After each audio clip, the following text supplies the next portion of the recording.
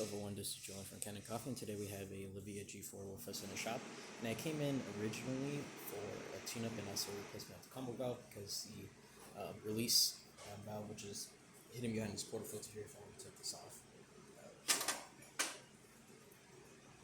the gasket in there.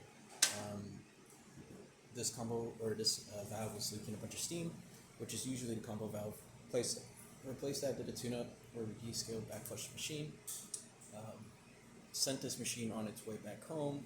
What had happened is possibly during the descaling process, the vibratory pump, which is right here, was the original one from 2017, had given out, whether that's from overheating or just the amount of scale that was inside of it. This is the main reason why you would want to descale your machine, just because a lot of the components can be damaged if you don't.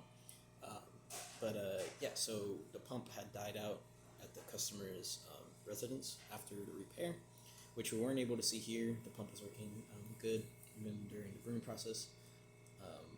But after that, we had to bring it back and then, of course, replace the pump.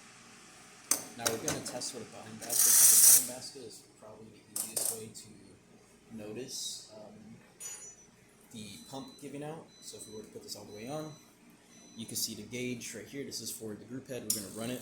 Now normally, as you can see, it's already revving up.